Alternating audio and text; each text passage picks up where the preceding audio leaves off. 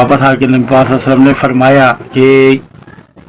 ए लोगों, मैं तुम लोगों को से जब अहद लिया था और मैंने कहा था कि तुम सब के सब यहाँ से नहीं जाने जब तक मैं ना कहूँ,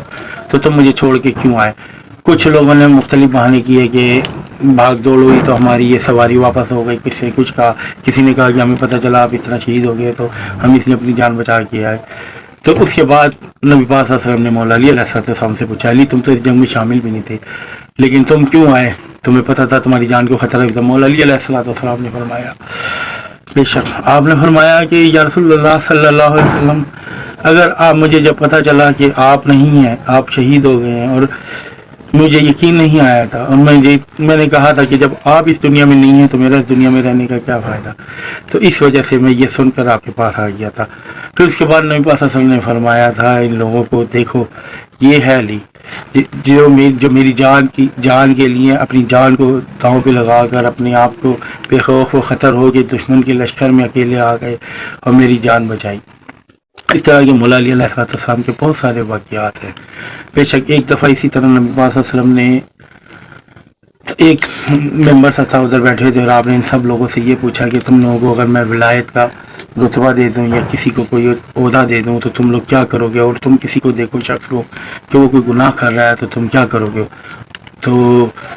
मुख्तलिफ लोगों ने ये कहा, किसी ने कहा कि हम इसके साथ इसको ये सज़ा देंगे, उसको ये बोलेंगे, ये करेंगे।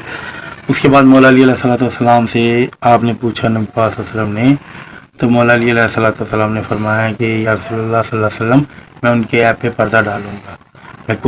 बेशक और उसके बाद जब मौला अली सल्लल्लाहु अलैहि वसल्लम ने फरमाया कि मैं पर्दे डालूंगा, उनके ऐप पे यह इस्लाह करूँगा, तो उसके बाद नबी पाक सल्लल्लाहु अलैहि वसल्लम ने आपको मेंबर पे बुला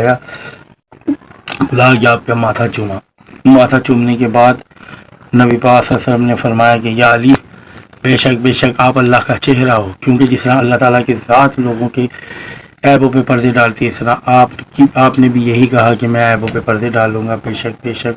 और इसके बाद फिर इधर से एक लिबास मुबारक आया था अल्लाह की तरफ से, और वो आपको नबी पाक सल्लल्लाहु अलैहि वसल्लम ने दिया था। तो मौला अली अलैहिस्सलाम की बहुत सारी शान मुक़द्दस हैं। बेशक और इसी तरह एक दफ़ा का एक और वाक़या कि सूरह मुनाफिकून है, वो नाज़िल हुई नबी पाक सल्लल्लाहु अलैहि वसल्लम पे। तो नबी पाक सल्लल्लाहु अलैहि वसल्लम ने तमाम तर लोगों को अपने बताया कि इस तरह